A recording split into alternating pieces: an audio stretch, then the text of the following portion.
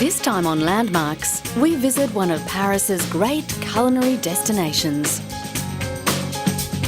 Then we work off the pounds at the Brandenburg Gate. Spy the future in Brazil and look in on the construction of a new landmark. But first, the Sydney Harbour Bridge is Australia's best-known landmark. It is the biggest, but not the longest, steel arch bridge in the world. At its highest point, the arch reaches 134 metres over sea level. A masterpiece of 1920s construction, it rivals the great New York skyscrapers of the same period. Some people think of the bridge as Australia's Statue of Liberty. It has been a symbol of welcome for millions of visitors and migrants. In the bridge's first year of operation in 1932, an average of 10,000 cars were crossing. By 2001, despite an underground tunnel taking much of the traffic flow, the figure had grown to 160,000 a day. Besides its iconic status, the coat hanger, as the Australians nicknamed their bridge, is a practical link from one side of the city to the other for cars, trains and pedestrians. And sometimes it's a site for spectacular celebration. Australian Formula One driver Mark Webber was given the chance to act out every Sydney commuter's dream, the Sydney Harbour Bridge to himself, without tolls, red lights or even a speed limit.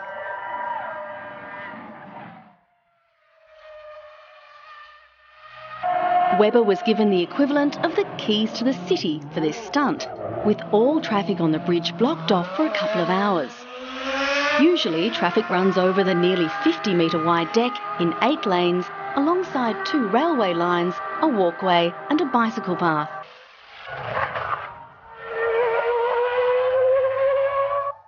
At 8:10 a.m. on a Sunday morning, the Australians set off and crossed the bridge a dozen times, while spectators followed the stunt on a huge video screen.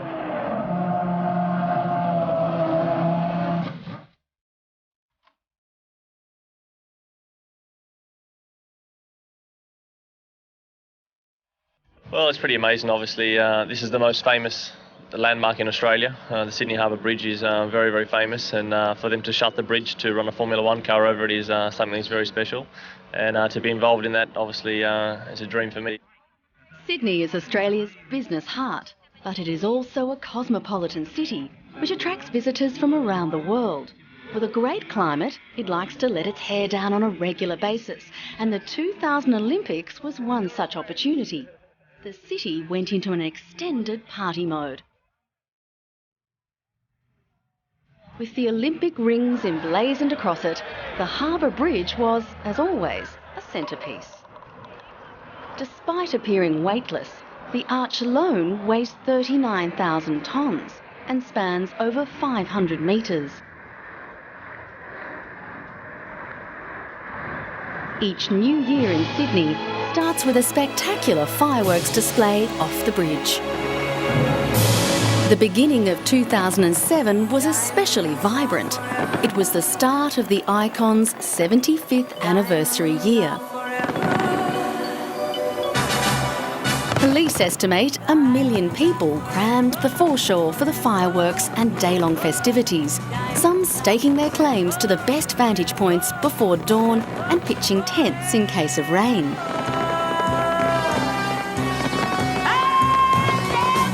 With its fellow icon, the Sydney Opera House nearby, you can see why it was worth the effort for those with a good viewing spot.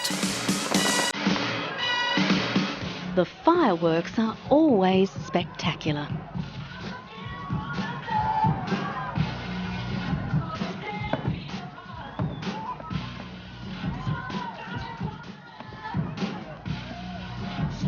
At 75 years old, the bridge remains in remarkably good condition, in part due to its rigorous maintenance regime. Its steel structure needs continuous protection from the salty air and is continuously being painted. Each pass requires the equivalent of 60 sports fields of paint. At that rate, the Sydney Harbour Bridge will maintain its good looks for many years to come.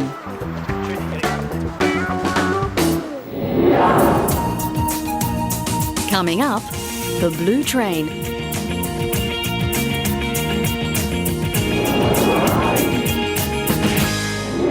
The Paris Universal Exposition of 1889 had at its centrepiece Gustave Eiffel's 1,000-foot tower, then the tallest structure ever made by man. It reminded the world that the French capital was enjoying a golden age, a time that is often referred to as the Belle Epoque, or the Beautiful Era. Gare de Lyon railway station housed one of the many elegant restaurants patronised by Parisian society. The Train Bleu, or the Blue Train, overlooks the departure platform for trains travelling to the south of France. But why the Blue Train? The Blue Train, simply because it was the train going to the Riviera. It was the colour people saw when they woke up in the train in the morning and opened the windows. Everything was blue, and it was fantastic.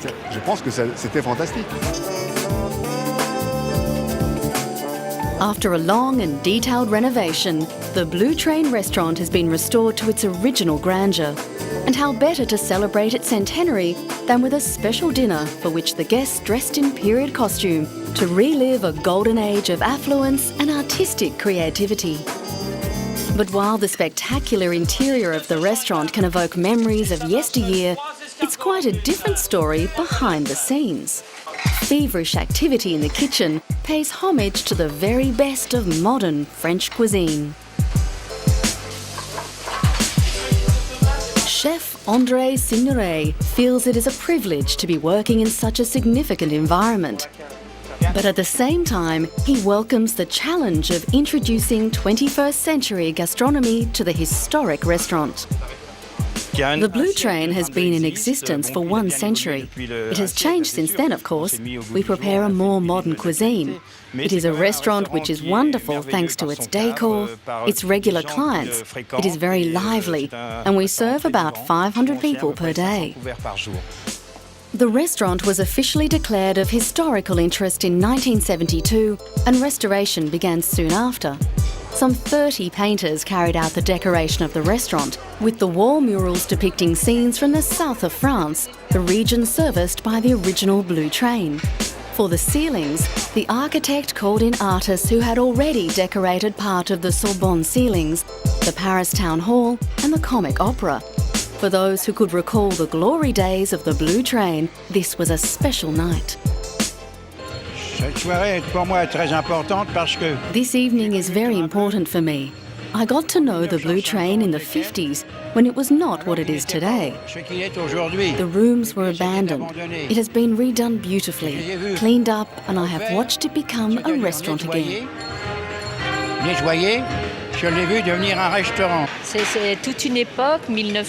It brings to life the period around 1900, and I have a lot of affection and tenderness for that time. I love the style of those years, the clothes for men and women. It was superb, magnificent.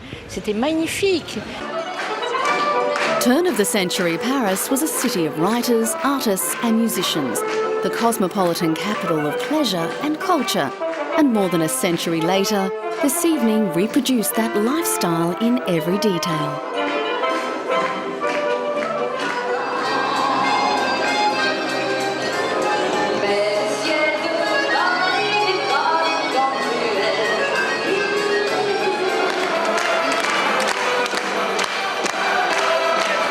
The centenary celebration ended with the entrance of a spectacular birthday cake, covered with candles and lit up with fireworks. A fitting tribute to an era that took Paris to the forefront of chic European society. There are some people who just want to climb things. This is one such man, Stefan Minton, a German who claims to be the world's only professional stair climber. This task, running up the 26-metre Brandenburg Gate in Berlin, seems an almost ridiculous challenge compared to some of his other achievements. But to many Germans, such a run remains a powerful symbolic act. With the restored quadriga of victory looking on, the austere gate remains Germany's most potent icon. The line of demarcation in the Cold War lies in Berlin. West Berlin, with its burgeoning prosperity, is a thorn in the side of... From 1961 to 1989, such a simple act would have been impossible. In desperation, threw up their wall of hate to seal off the border. In a bitter political struggle between the communist East Germans and the capitalist West, a concrete wall was erected to stop passage between the two. The Brandenburg Gate stood in no man's land, the neutral zone between the two Berlins. Since its construction in 1791, the gate has been both a symbol of unity and division.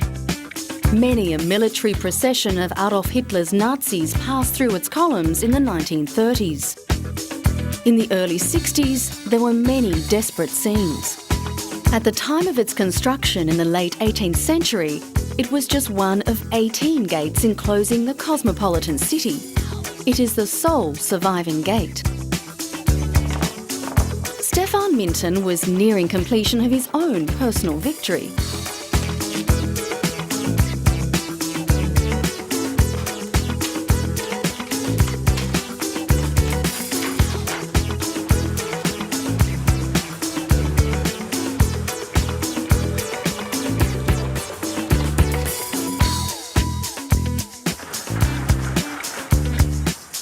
With the four horses of the Quadriga of Victory statue now alongside, Stefan could reflect on his efforts.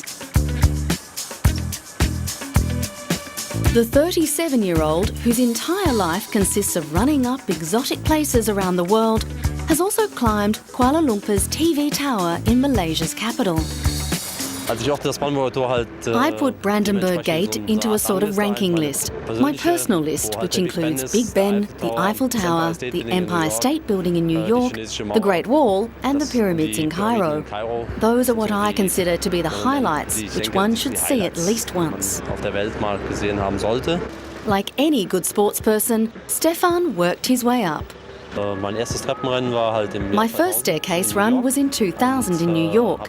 Then I participated at the Malaysian Staircase Run World Championships. And during the running free time, I did several projects, like the first climb of Europe's highest office building and highest hotel, and the world's tallest church.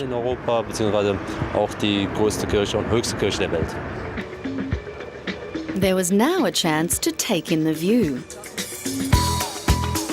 It was difficult not to reflect on what the view would have been in times past.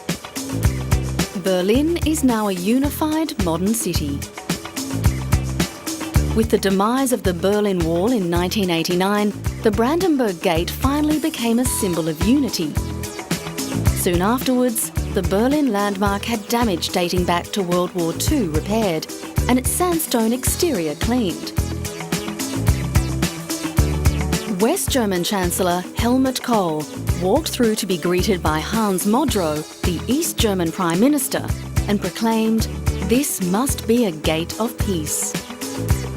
Sudden rifle shot won't end their dreams, and a slip won't bring disaster.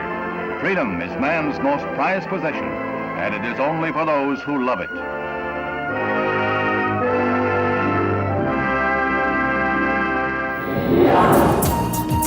Coming up, going around in Brazil.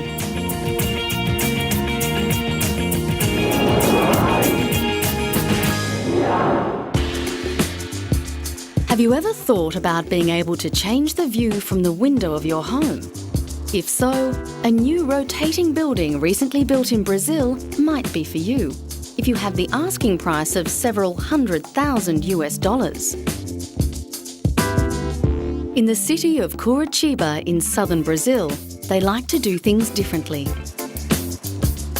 What makes the 11-storey Suite Vollard unique is that each floor can rotate 360 degrees independently of the others. Would you like the sun on your feet as you wake up in the morning? Would you like a view of the city skyline glistening in the dusk as you sit down for a romantic dinner? Then program your floor to rotate accordingly. And if you want the opposite tomorrow, then simply change the settings.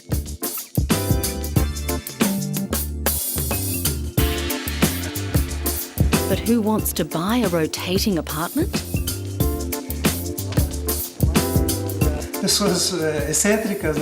Eccentric people, celebrities, people with a different lifestyle. Those are the people who would probably own a Lamborghini or a Ferrari.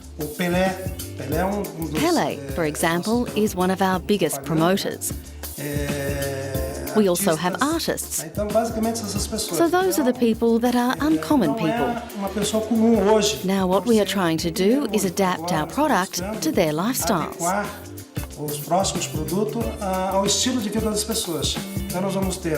The core of the building does not rotate. This is where the kitchen and bathroom are located. But every other space in the apartment spins around. The building's architect, Bruno De Franco, says he designed Suite Vollard as homage to the artist Pablo Picasso. The inspiration for the rotation of this building came from the great work of Picasso. We wanted to pay homage to him with a work that was up to his standards. Years ago, it would have been impossible to build something like this. De Franco adds that the design was not complicated. The idea is to be able to change the view from your apartment to suit your whim, not to be on a fairground ride. The technology that we use here is in fact very simple. In this building, for instance, we have this rotating capsule which is on top of a dented round platform. And we have a big chain and a motor and engine. This is more or less the principle of this building.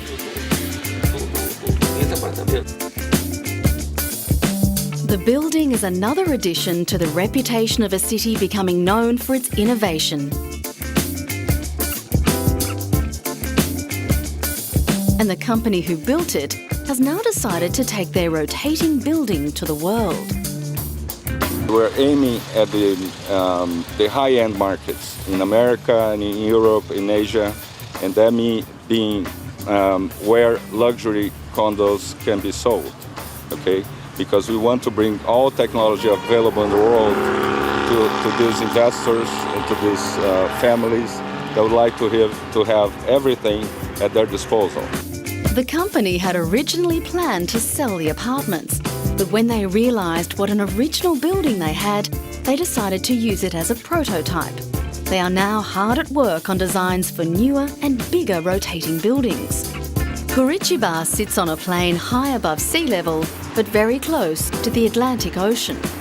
While the city faces many of the same problems as others in the developing world, residents pride themselves on a clean and orderly city. They were one of the first in Latin America to introduce a city-wide recycling program, and they are now home to a whole new concept in architecture.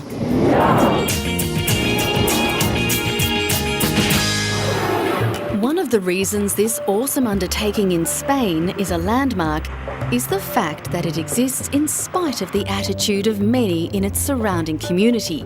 They treat it as meaningless. Not that that worries the man behind the project. Justo Gallego has been building what he calls a cathedral, single-handedly for the last 40 years.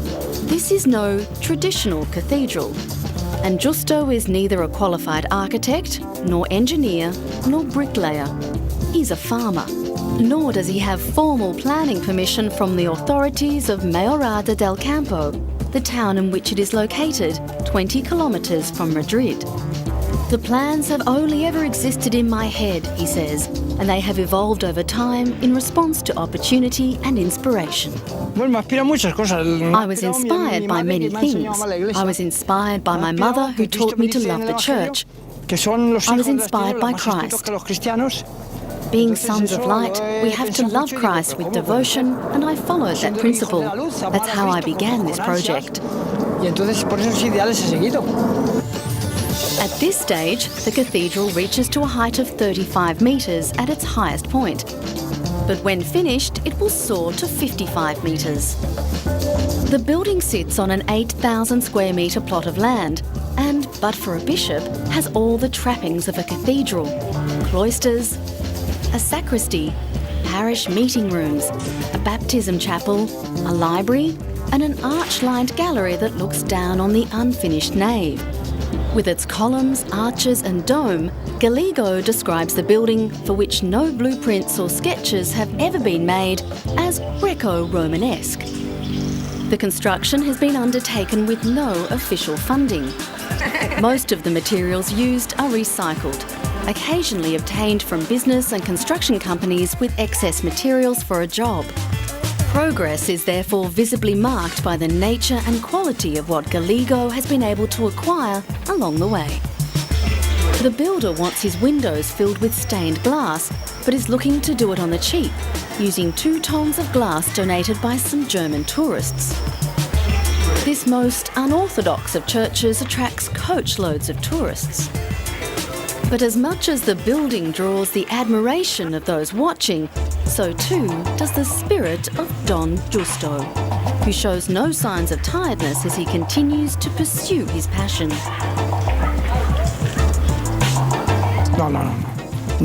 Tiredness? No.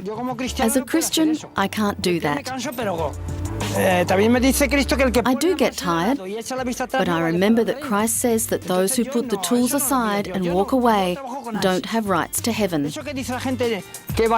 I work with passion. Don Justo Gallego may be a man before his time. Huddled in 2 old coats by a bonfire in the nave, his face grubby and his cheeks hollow, the 80-year-old former monk is sometimes compared to Catalan architect Antoni Gaudí, creator of Barcelona's unfinished Sagrada Familia church, in part because in Gaudí's final days he was mistaken for a tramp. The comparison is helped by the church's address, number 10 Antoni Gaudí Street. Gallego is realistic about the future. I am already very happy. If I can do more, I'll be happier. But with what I have already done, it's enough. We are going to try to finish it, but that is going to be too much for me. It will cost a lot of money that I don't have. Questions have been raised concerning its foundations and bracings, and nobody wants to be responsible for its structural integrity. Given the lack of official support and the value of the land on which it is located, Don Justo is aware that the cathedral may be razed immediately after his death.